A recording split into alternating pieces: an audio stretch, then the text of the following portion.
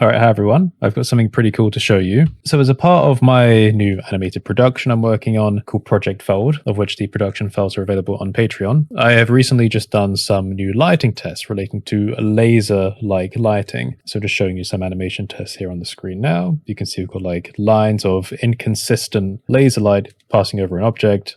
Some of the laser light has bleed away from the actual main line, whereas other parts don't actually have bleed. They're actually just blocking light. It's a really interesting technique. It's something that I've sort of come up with myself. I know that a lot of people have done laser lighting in Blender with a variety of methods. Some using area light, some using the new kind of raycast projection. I'm doing a more physical way of doing it, where it's literally just intersecting objects with the statue in this case, which is a CC0 model from no-3d.at on Sketchfab. I know that before I explain it, I will get people asking, wait, why didn't you use this method? Why didn't you use this method? Because that always happens. Whenever I share a technique that I'm playing with, someone always goes, hey, it would be easier if you did it this way. It might just be easy to show you. So, okay, this file is available on my Patreon for the silver tier members under the June 2026 production files badge. You see that it's animated. So we've got a camera, we can watch it happen. And if you look in the viewport, you'll be able to see what's happening here. We have intersecting objects with the statue. There are other things moving in the scene. There's basically a pivot object which has different light objects and the camera attached to it. And we can see how it changes as it progresses. Okay, so there's a couple of extra light objects on top, and there's a volume cube as well, which just helps to kind of, diffuse the lighting in the space. That's what gives it that kind of cinematic look. If we look back in the camera, there's a bit of like light diffusion again in the background there, and there's also some bloom, just giving it that bit of an ethereal look. So the laser light objects themselves, if I go to laser objects in the collection, if I select one like, let's do laser blue 2 open side. Now, if I move my face, you'll see down in the viewport, it's actually an extremely thin cube. Inside of that cube is another cube. It's going to be quite hard to show if I actually show it on the viewport because it's so thin. So let's go orthographic quickly. So there's an outer shell to the cube, and then there's an inner shell. And the inner shell has emissive light kind of bouncing inside of itself inwards. And the outer shell is just a casing to prevent light from leaving. Although in the case of this blue object, the side panel has been removed from the cube, which is what allows it to bleed light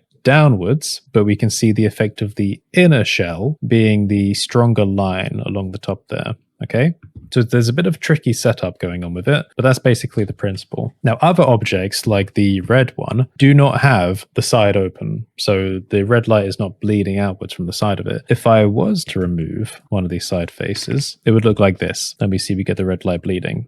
So creatively, I'm choosing to leave it. Now, in terms of like ray visibility, every ray visibility option is disabled except for diffuse. You can optionally add glossy or volume scatter if you wanted for creative effect. I'm leaving them off. Now, however, since the object is like not visible to the camera, it is still physically present, which means it is visible to the other light sources in the scene. Now, this is slightly problematic if I wanted to like, blend the light bleeding together. So this is actually just a side effect of how the path tracing works in Cycles. But I thought I could use it for creative effect. So we've got the blue light bleeding down, then we've got the red laser object, which is also blocking the blue light bleed. So it's almost acting like a subtractive laser source, which is removing the light bleed. You see that there? Now, this is a really kind of tricky and finicky method of lighting, but when I saw this, I thought, you know what? It's kind of unique.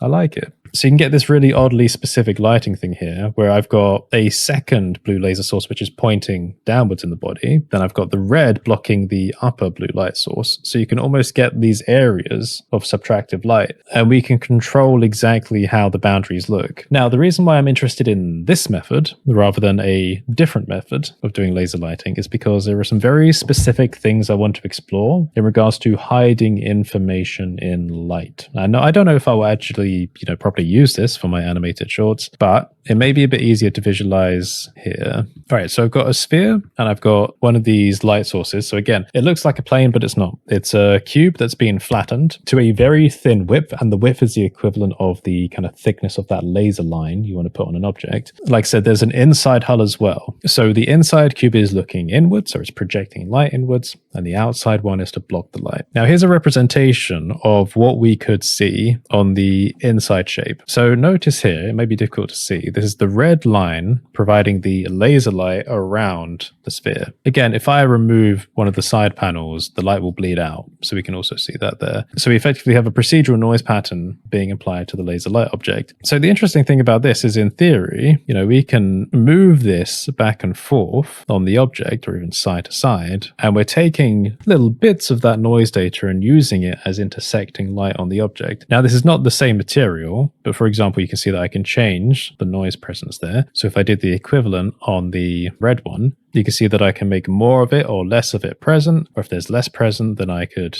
change the scale of the noise texture to make it a bit more noisy around the edge. So you understand the principle here. What it's actually doing is the major planes inside of that very thin cube are projecting this noise texture. So as they intersect with an object, you're getting like the light rim lighting up the surface on that object. Now, what this allows for is something quite interesting. Let me put the face back on. So I could do like multiple layers of the laser around an object. And again, depending on the thickness of the object, you'll be getting like slightly different slice positions of that texture. Or let's say, for example, that some of the objects allowed for light to bleed out of them, but some didn't. You could get something like this. So you can have some of that texture projecting and then it stops, and then some projects and then it stops, and then you could animate that so something is like passing through those light phases. Now I'm just showing a noise texture here, but you could replace that with anything. For example, codified information. And if you're creative with it, and again, the actual material of the object you're projecting the light on will affect this, then you could have specific patterns or information presenting on the object that's phasing through the light. So it's a really kind of oddly specific way of doing a laser type lighting, but I find it quite interesting. And going further than this, we're using planes here, but you don't have to. So imagine like overlapping shapes of outside holes that have an inside hole with the emissive lighting in them, and then those shapes pass through other objects. And so in this way, it becomes interesting because you could almost think about it like a higher dimensional shape projecting light information onto a lower dimensional shape, right?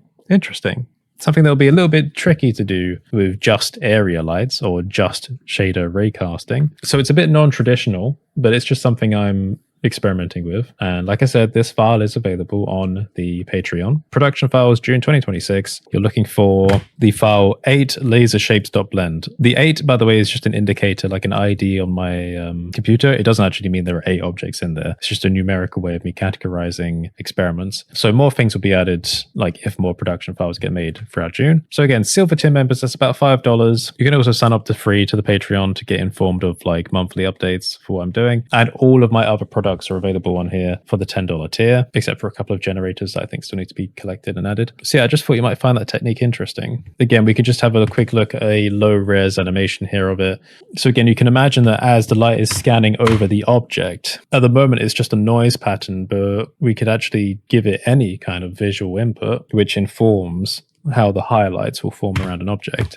So while it's being used here artistically, you could use it very specifically on specific shapes of objects to get certain information across visually. And I just think that looks really cool. So yeah, hopefully you found that interesting. Have a great day, and I'll see you next time.